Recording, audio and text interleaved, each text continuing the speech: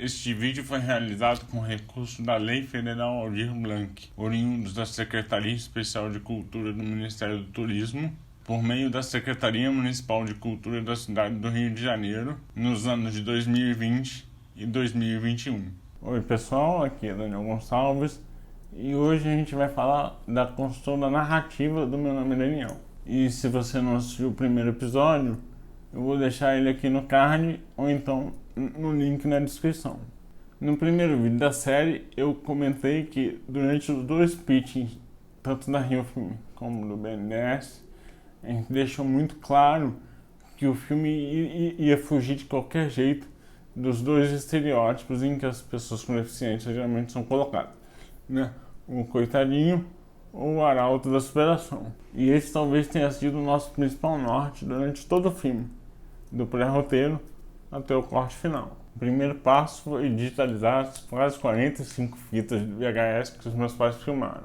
Elas viraram mais ou menos 20 horas de material de arquivo e eu peguei esse HD externo e fui para ele em edição com o Vinícius Nascimento, que foi o montador do filme. A gente fez uma semana de trabalho e nessa semana a gente fez uma primeira decupagem, né, dessas imagens de arquivo. A etapa seguinte foi a elaboração do pré-roteiro, que serviu de base para a gente começar a fazer as primeiras semanas de gravação. E aqui vale dizer que a gente também tinha um outro fio condutor do filme, que era a busca pelo diagnóstico sobre o que causou a minha deficiência. A gente gravou quase tudo que está no pré-roteiro, mas é engraçado ver como o filme mudou ao longo do processo.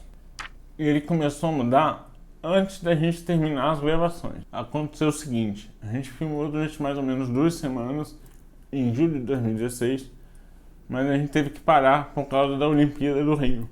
E antes de retomar a filmagem, eu resolvi fazer mais uma semana de edição com o Vinícius e dessa vez também com a Maria Clara Escobar, que foi a nossa consultora de roteiro. A gente reviu algumas das imagens de arquivo e a gente também assistiu pela primeira vez o que a gente tinha gravado naquelas primeiras 2 semanas. A partir de conversas que a gente teve durante essa semana de trabalho, eu tomei uma das decisões mais importantes, que foi a decisão de eu mesmo ir filmar na casa dos meus pais, sem equipe. Se tivesse mais gente, equipe comigo, dificilmente eu teria registrado momentos como esse. O que você tá fazendo? Eu falei que eu não queria ser filmada sem me arrumar. Eu falei que isso aqui não é uma produção. Quando eu comecei a pensar na estrutura do filme, a busca pelo diagnóstico era um dos pontos-chave da história que eu queria contar. Todos achavam que uma ressonância magnética comprovaria a suspeita de que eu teria uma paralisia cerebral. Uma ressonância marcada. Pedido médico, carteira do seu convênio, sua identidade, por favor, tá? Pedido? O que foi, filho? Tá passando mal? Ainda não. Então olha pra cima e respira. Aliás, a sequência em que eu faço o exame é uma das mais engraçadas do filme. Não olha pro negócio, não. Mas não é questão disso. Eu vou apagar. Vai apagar? Mas no fim das contas, Peraí, eu desmaiei à toa. Calma, respira, Eu respira. tô super calmo, mas eu vou apagar. Mas vai ter que chamar alguém aí. Eu vou apagar. Ó, apaguei. Ao invés de fechar o diagnóstico, o resultado não apontou nenhuma lesão no meu cérebro. Reviravolta dentro da história. Mesmo sem ter um final, a gente decidiu que já era hora de ir para a edição e começar a editar o filme. E logo na primeira semana, ficou muito claro pra gente que não daria para usar nenhuma daquelas entrevistas que eu fiz com pessoas que não eram da minha família. Amigos, terapeutas e professores, mesmo que sem querer, acabavam levando o filme para o lugar que a gente não queria. Não, um lugar de exaltação do Daniel. E a gente cortou. Mas nem tudo foi corte nessa primeira semana. Dela, desde as primeiras tentativas de bolar um início para o filme, a gente tirou a sequência em que eu saio dirigindo da garagem do prédio onde eu moro, no Rio. Meu filho, mas você nunca dirigiu no Rio de Janeiro. Tudo bem, mas dirigi hoje.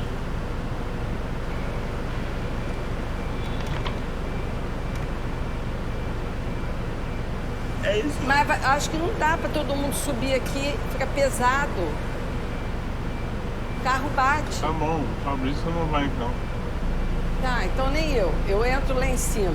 Por que você não vai? Eu tô achando que vai bater o carro.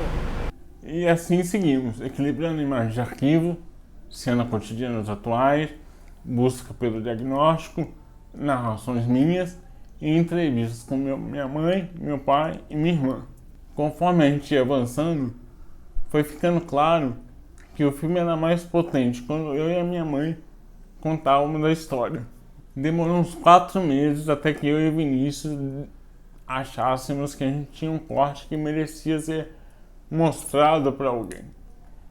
E nesse primeiro momento a gente mostrou o filme para 2 pessoas.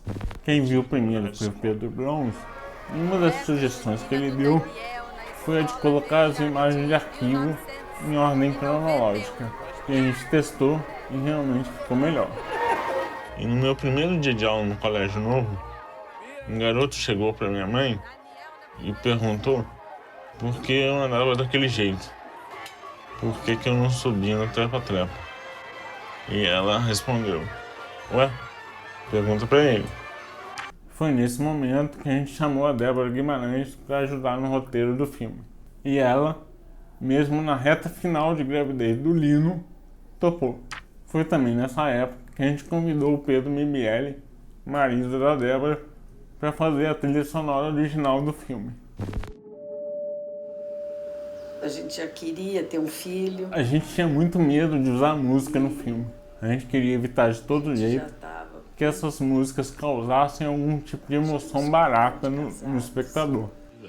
Seria muito fácil fazer as pessoas chorarem se a gente colocasse uma música super emotiva ou emocional no trecho em que eu ando, em que eu dou os meus primeiros passos. Por isso, a gente pediu para o Pedro compor uma espécie de não música para alguns trechos do filme. São alguns sons que estão ali para dar uma preenchida, mas que não levam as pessoas a lugar nenhum.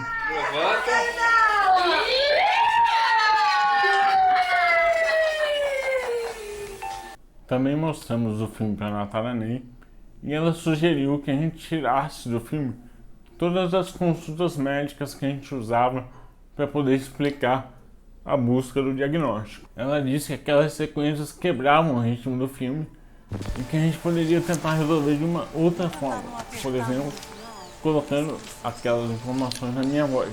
Para minha surpresa, o resultado da ressonância magnética não mostrou nenhuma lesão no meu cérebro.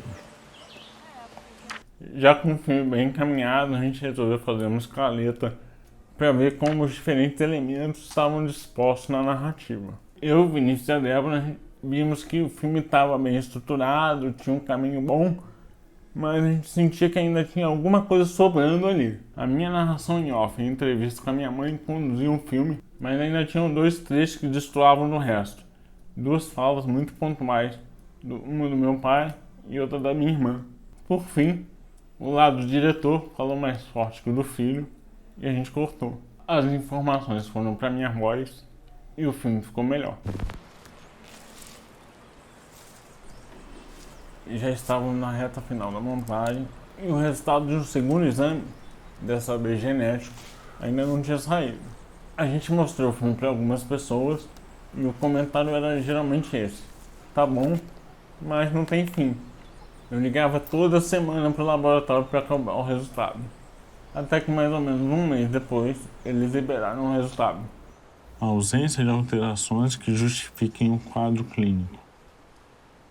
Esse foi o resultado do exame genético.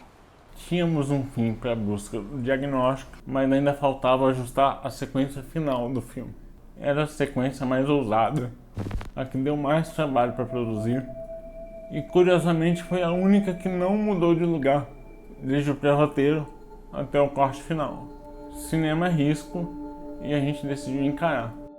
Quando eu resolvi fazer esse filme, retomar a busca pelo diagnóstico parecia ser a melhor maneira de contar essa história. Mas ao longo desse processo, foram surgindo outras questões. Ficou com vontade de ver a sequência final? Na descrição estão os links das plataformas onde meu nome Daniel está disponível. Na semana que vem eu vou falar da carreira do filme nos festivais, do lançamento comercial e da recepção do público. Até lá!